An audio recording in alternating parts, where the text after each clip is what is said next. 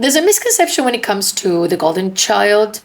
We tend to think that they're the narcissistic parents' favorite child, right? But in reality, they're not their favorite child, they're their favorite possession. They just had to trade off their authentic expression for acceptance. And they've been living their entire lives since a very young age, trying to perform perfection, or else everything they've worked for will be lost.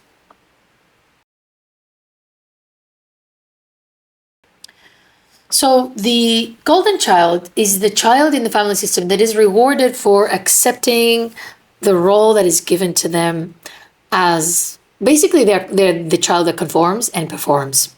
Whereas the scapegoated child is the child that does not want to take on that role and does not want to conform. So generally speaking, when we see the golden child, we would think of the child that had it all really made for them. They had a good life, right? But this child, the dynamic between the narcissistic parent and the golden child is so sick and so confusing for that child that although it seems externally that they're getting praise, they're being accepted, blah, blah, it is a very horrible position to be in. Arguably even worse than being the scapegoat. Because you're stuck in that performance of the good child, the golden child, the good daughter. The goodness is expected of you in any and every occasion. And what happens with a lot of these golden children that then became good daughters and all of that, and they had to perform goodness in order to continue to feel accepted and loved, is that they hold so much resentment and anger, but even feel guilty of voicing it or even thinking about it. Because this is what happens when you're not allowed to show any of your authentic sort of feelings toward things, and you always have to conform and be nice and do all of these things and accommodating, you end up getting resentful. But the golden child, typically, when we think about it, is a child that is idealized. It is seen as an extension.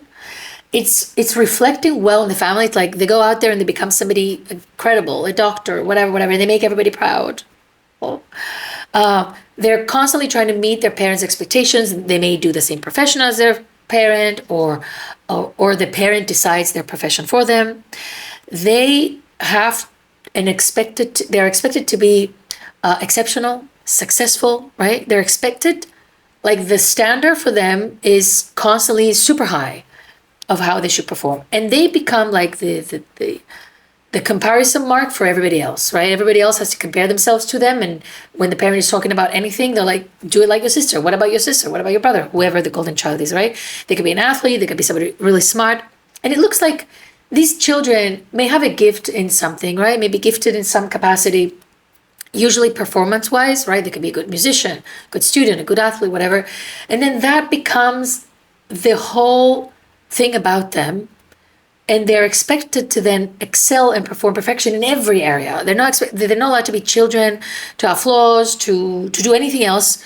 They have to continue on that path of perfection as if their whole life is this championship or this curriculum that they always have to excel at, right? The golden child may have more privileges, seemingly at least, but they have a lot less psychological freedom, even in their own mind. The way the narcissistic parent interjects themselves into the mind of the golden child is that this child is not even allowed to think of anything negative or question authority or want to rebel or want to stop doing whatever it is that they're doing. And in many ways, although they are primarily gifted in something or not, sometimes they're forced into spaces, they will end up not wanting to do that anymore because the only reason they're doing it is to please a parent that has become so identified with them being successful there, and they get validation and they feel good about themselves. But this child is tired and sick of it, and they may want to try something else, but they cannot do it. So what happens to golden children, the golden good girls? They never develop a sense of self. They don't know who they are, what they like, what they're supposed to feel according to things. They are usually perfectionists, afraid to fail or make mistakes or to be seen failing. That would be the horrible thing for them. They are always worried about disappointing others, always chasing performance as a way to feel valuable. In workplaces, they will be the person who's always doing the most, right? They will people please.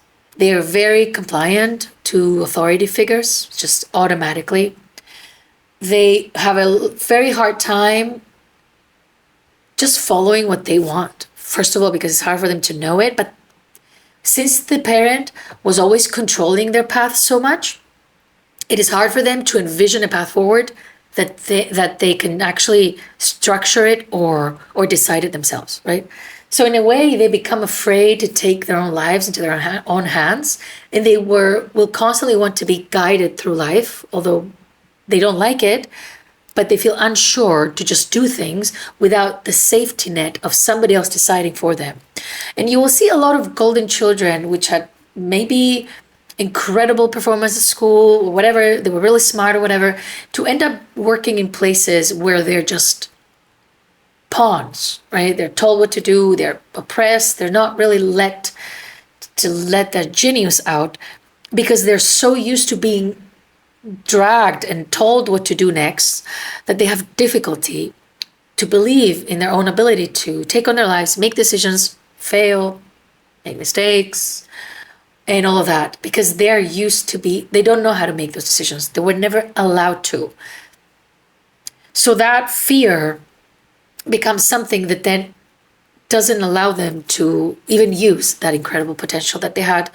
And even though a golden child, they may end up somebody who lives in a very mediocre space comparing to where they could have gone had they been able to just envision something else. But even if they do reach success, when you have a narcissistic parent, there's going to be a limit to that success that you're going to be allowed to get.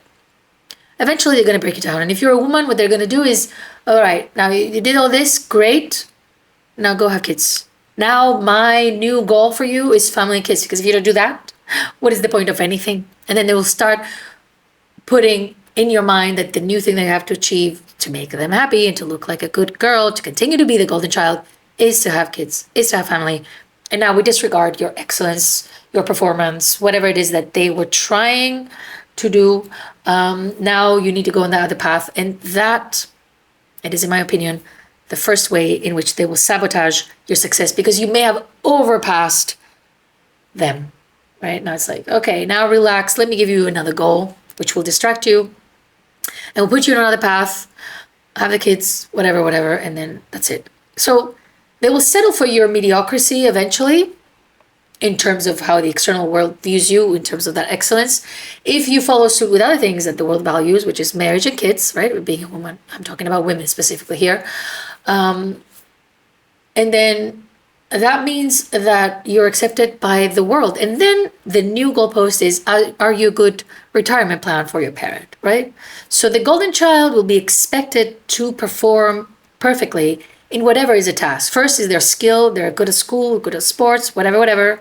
Then are you going to be a good daughter and make us look good because you're going to get married? Good. Kids? One? No, just one is not good. You need to have at least 3 or whatever they want you to do. Great. Are you a great mother? Amazing. Do you want a divorce? No, it's not going to happen. I need you to keep it together and put a good front for our family, just like you did at school, just like you do when you were an athlete, just like you do with your piano, whatever. And then when you do all that, you're just destroyed, you're miserable, you hate your life, blah, blah. Then they're sick and they're like, now the new task, how much are you prioritizing me? Golden child is the good girl. The good girl of the narcissistic parent is the good girl of patriarchy. One and the same. That's the training. Perfection. Perform perfection, but don't get too ahead of yourself, because there's a limit to that perfection. Don't get too far. Because now, however far you get, anyway, there's going to be always further that you're going to be compared to. And you always have to keep striving, right? So golden children, as all the children of narcissistic parents, have a very harsh inner critic. But to them, instead of just being horrible to them for no reason, it's always expecting excellence. Because it has learned early on, the conditions that we have here is be perfect, or why are you even here? Nobody's going to acknowledge you even exist, right? So golden children seem like the favorite child. They get all these privileges, but in my opinion, they're in a worse position. Because the scapegoat is, I'm not saying better or worse, by the way. I'm just saying better or worse as people or who they are. But the thing is that the scapegoat since they're so tortured and exiled, all of that, they don't develop enough closeness with the narcissistic parent that will keep them in this state that the golden child is, forever and ever trapped to pursue perfection. And they can't even be imperfect in front of their own eyes. So in a way, they're not allowed to be human. They're not allowed to make mistakes. They're not allowed to do things that they're, everything that they do will be filtered through what would my parent think of that? And they may not think of it consciously, right? But they know what their parents approve of.